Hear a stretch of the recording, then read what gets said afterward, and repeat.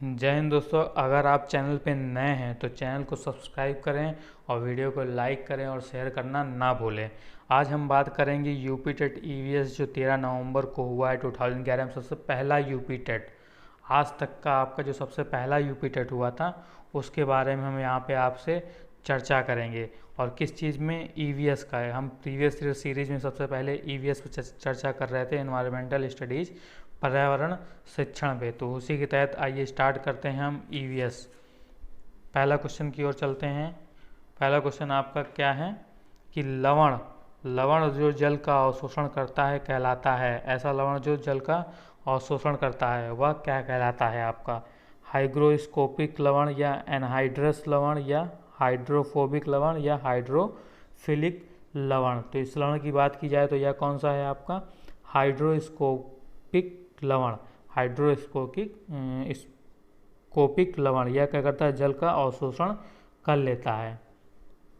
Next question आपका है पारिस्थितिकी तंत्र एवं प्राकृतिक अधिवासों का संरक्षण तथा उनके प्राकृतिक वातावरण में प्रजातियों का जीवनक्षम जनसंख्या का रखरखाव एवं प्रतिप्राप्ति के लिए प्रयुक्त पद है। ऐसा कौन सा पद है जो पारिस्थितिक तंत्र और प्राकृतिक अधिवासों का संरक्षण के लिए मिलता है? तो यह है स्वस्थानीय संरक्षण। स्वस्थानीय संरक्षण इसमें क्या होता है कि जो भी आपके प्रजाति हैं, जो भी प्रजातियां हैं, जो भी वहाँ पर रहती हैं उस जंगल वगैरह में, उनको ही उसके संरक्षण के लिए भारत सरकार ने एक नियम बना दिया था। क्या? एक नियम बनाया था जिसके तहत उनको संरक्षण के लिए वो वहाँ पे खेती कर सकते हैं, चारागाह वगैरह का काम करते हैं। तो उसके लिए वो वहाँ पे उसका संरक्षण वो खुद करते हैं। ठीक है। जो जितने भी जगह हैं और जहाँ पे दिक्कतें होती हैं उस वन्य जीव अभयारण्य वगैरह घोषित किया जाता है जब, तो वहाँ का जो आवास है वहाँ चारागाह वगैरह के लिए भी उनको छूट दी जाती है वहाँ के स्थानीय निवासियों को।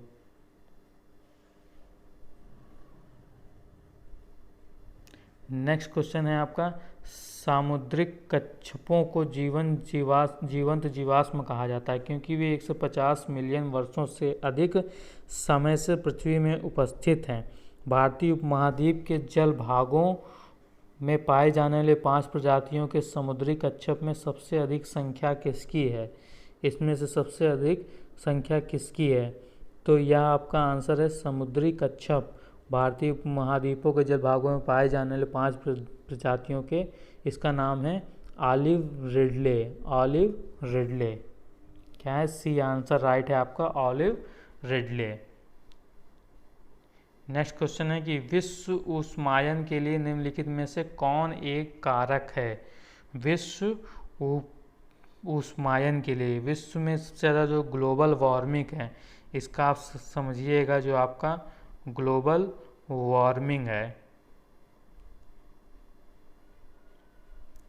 उसके लिए कौन सा एक कारक, इन चारों दिए हुए कारकों में कौन सा एक सबसे अधिक, इनमें से कौन सा एक कारक प्रभावित करता है सबसे ज़्यादा?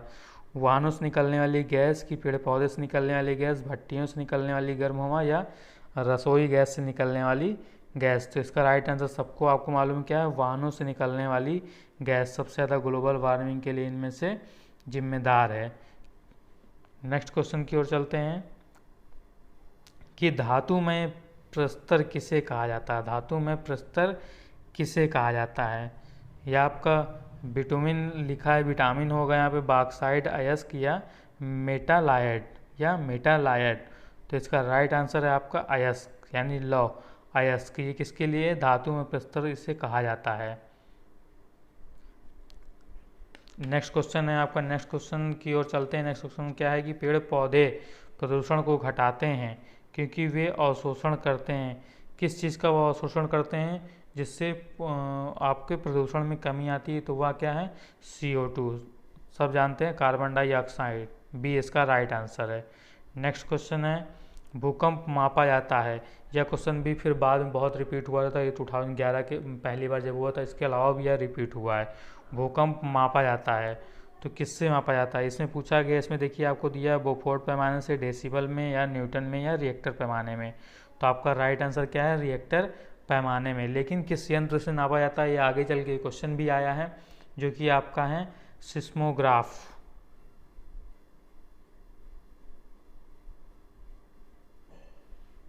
ओके, सिस्मोग्राफ यंत्र में लगा रहता है या रिएक्टर पैमाना, उसी से यह नापा जाता है। याद रखिएगा, ये भी क्वेश्चन रिपीट हो सकता है, बहुत बार हो चुका है क्योंकि। महासागरों में जल स्तर वृद्धि का कारण है, कैसा कौन सा कारण जिसके कारण महासागरों में जल का स्तर जो है वह वृद्धि हो रही है। ध्रुवीय प्रदेशों में बर्फ का पिघलना, या अत्यधिक वर्षा, अम्ल वर्षा, या उपरोक्त में से कोई नहीं। इन चारों में से कोई एक या कोई नहीं, तो इसका राइट आंसर है ध्रुवीय प्रदेशों में बर्फ का पिघलना। ध्रुवीय प्रदेश जो है आपके, वहाँ की जो बर्फ हैं विशाल का है, उनका क्या है, पिघलना ही कारण है। नेक्स्ट क्वेश्चन क्या है कि वातावरण में अत्यधिक हानिकारक सल्फर मिश्रित गैस है, इनमें कौन सी गैस है जो सबसे ज़्यादा वातावरण में आपको प्रभावित करती है, हानिकारक है। तो यह गैस है आपकी सल्फर डाइऑक्साइड। कौन सी है, SO2, sulphur dioxide. Next question है वायु प्रदूषण को कम किया जा सकता है, कैसे वायु प्रदूषण को कम किया जा सकता है, मछलियों द्वारा, वृक्षों द्वारा, जंतुओं द्वारा, या सूर्य के प्रकाश द्वारा। तो वायु प्रदूषण को कैसे कम किया जा सकता है, वृक्षों द्वारा। सबको मालूम है, पीछे एक क्वेश्चन आया था कि क्या ऑब्जर्व करते हैं, क्या चीज़ ये अवशोषित करते हैं, तो CO2 अवशोषित करते हैं और O2 देते हैं। तो इसलिए वायु प्रदूषण किससे कम हो सकता है, वृक्षों द्वारा। हम अधिक से अधिक वृक्ष लगाएं जिससे वायु प्रदूषण कम होगा। विश्व पर्यावरण दिवस मनाया जाता है, ये सब बहुत इंपॉर्टेंट क्वेश्चन है जो रिपीट होते रहते हैं। यह कब है आपका, 5 जून को विश्व पर्यावरण दिवस मनाया जाता है, 5 जून। नेक्स्ट क्वेश्चन है सूर्य के हानिकारक किरणों में पृथ्वी को कौन सा स्तर सुरक्षित रखता है। सबको मालूम है ओजोन परत। यहाँ पे स्तर उस मंडल का नाम नहीं दिया, डायरेक्ट ओजोन परत लिख दिया है। लेकिन राइट आंसर जो इसका और इसमें घुमा सकता है या थोड़ा सा कठिन बनाता, तो आपको वहाँ पे आपको वह समताप मंडल दे देता है। क्या दे देता है आपको, समताप मंडल लिख देता है, ओजोन परत जिसमें पाई जाती है। इसीलिए इसी कारण इसको समताप मंडल को ओजोन मंडल भी कहा जाता है। यह क्या होती है, पराबैंगनी किरणों की, सूर्य से आने वाली पराबैंगनी किरणों को अवशोषित कर लेता है, जिससे हमारे और पराबैंगनी किरणें किस लिए हानिकारक होती हैं, या हमारे शरीर में शारीरिक विकार उत्पन्न करती हैं, त्वचा रोग, त्वचा कैंसर वगैरह इनसे हो सकता है। ओके, नेक्स्ट क्वेश्चन है किसी जगह के फ्लोरा और फैना सूचित करता है, किसी जगह के फ्लोरा और फैना सूचित करते हैं, पेड़ पौधों एवं जंतुओं को, मछलियों एवं पेड़ पौधों को, जंतुओं एवं मछलियों को, पक्षियों एवं पेड़ पौधों को। तो राइट आंसर है पेड़ पौधे एवं जंतुओं को। फ्लोरा और फैना पेड़ पौधों जंतुओं की उपस्थिति को इंगित करते हैं।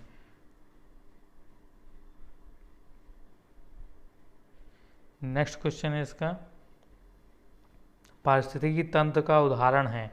पारिस्थितिकी तंत्र का उदाहरण क्या है, वायु है, जल है, तालाब है, या मृदा है। इनमें से कौन सा पारिस्थितिकी तंत्र का उदाहरण है। इसमें से क्या आंसर होगा आपका राइट, तालाब। तालाब क्या है, पारिस्थितिकी तंत्र का उदाहरण है,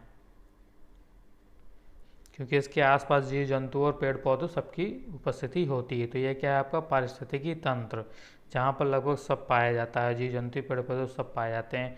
कौन जीवी कारक नहीं है, इनमें से कौन जो है वह जीवी कारक नहीं है।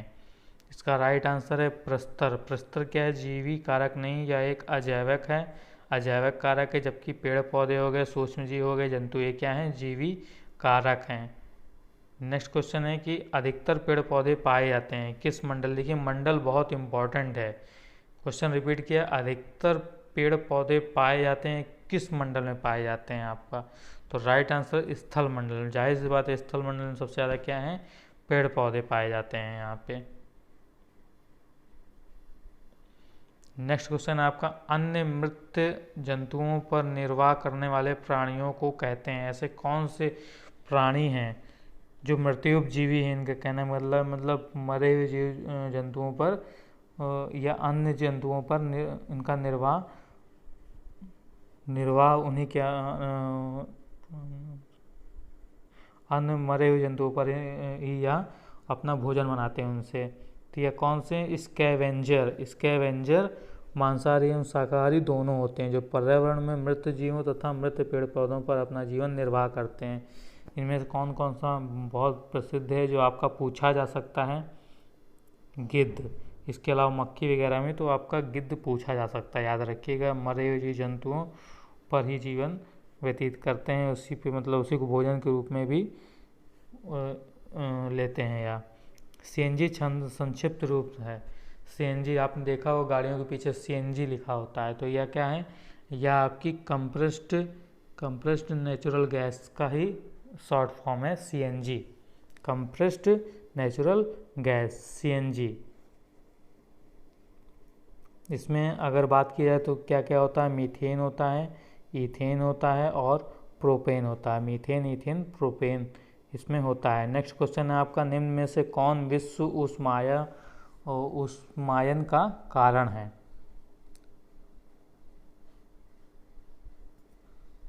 जल प्रदूषण, मृदा प्रदूषण, वायु प्रदूषण या ध्वनि प्रदूषण? तो इसमें से क्या है?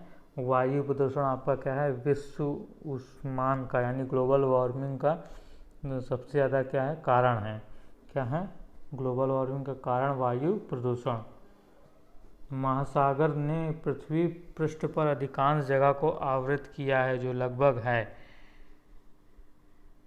या कितना है? तो 1 सही 3/4, 1 सही 3/4। पृथ्वी की जलीय भाग का जलमंडल को, पृथ्वी के जलीय भाग को क्या कहा जाता है? जलमंडल, जिसमें आपका सागर, नदियाँ, महासागर ये सब शामिल होते हैं। और पृथ्वी के लगभग 3/4 भाग पर जलमंडल स्थित है, परंतु महासागर का विस्तार 2/3 भाग पर आपका है। तो आपका ये क्या है? 3/4 भाग है। क्या है? 3/4 भाग है टोटल। स्टेलेक्टाइड एवं स्टेलेग्माइट में निक्षेपण होता है, किस चीज़ का इसमें निक्षेपण होता है? तो कैल्शियम कार्बोनेट का। किसका होता है? आपका कैल्शियम कार्बोनेट का इसमें निक्षेपण होता है। नेक्स्ट क्वेश्चन है, निम्न में से कौन वायु प्रदूषण का एक उदाहरण है? धुआं और कुहासा, वाहनों से निकलने वाली गैस, जलती हुई लकड़ी या चारकोल से निकलती हुई गैस? तो इसमें बताने की आवश्यकता नहीं, सभी क्या है? वायु प्रदूषण का उदाहरण है।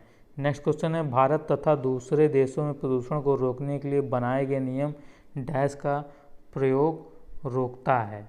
इनमें से किसका प्रयोग रोकता है प्रदूषण को बचाए रखने के लिए? तो कागज़ के थैले, या तो सही है नायलॉन के थैले, चमड़े के थैले या प्लास्टिक के थैले? तो प्लास्टिक के थैले, क्योंकि यह मृदा को नुकसान पहुंचाती है। उसके बाद जो पॉलीथीन जो जिसका हम प्रयोग करते हैं, इस पर बैन भी लगा था कुछ समय पहले सरकार द्वारा, लेकिन सब वही है, खाना पूर्ति, ढिलाई चलती है, कुछ नहीं होता है। हवा में उपस्थित ऑक्सीजन का प्रतिशत है लगभग, हवा में लगभग कितने प्रतिशत ऑक्सीजन है? तो आपको मालूम होना चाहिए 20 कितने प्रतिशत ऑक्सीजन है। सबसे ज़्यादा आपकी नाइट्रोजन है 28, उसके बाद 21 ये है आपकी ऑक्सीजन। और कार्बन डाइऑक्साइड वगैरह हो गई या वो कितनी 0.03। इसके अलावा जो बचती हैं वो शेष में आती हैं 0.97% तक, बाकी सारी आती हैं। नेक्स्ट क्वेश्चन है, परम तापमान पैमाना कौन सा है? परम तापमान पैमाना कौन सा है? तो परम तापमान, यह पैमाना आपका केल्विन है। केल्विन क्या है? परम तापमान पैमाना है। नेक्स्ट क्वेश्चन है, प्रकाश संश्लेषण संपादित होता है? प्रकाश संश्लेषण संपादित होता है, सभी हरे पौधे द्वारा प्रकाश संश्लेषण किया जाता है। किससे? सभी हरे पौधे द्वारा। नेक्स्ट क्वेश्चन है आपका, निम्न में कौन सी अंतर्राष्ट्रीय संस्थाएं पूरे विश्व में पर्यावरण सुरक्षा की देखभाल करते हैं?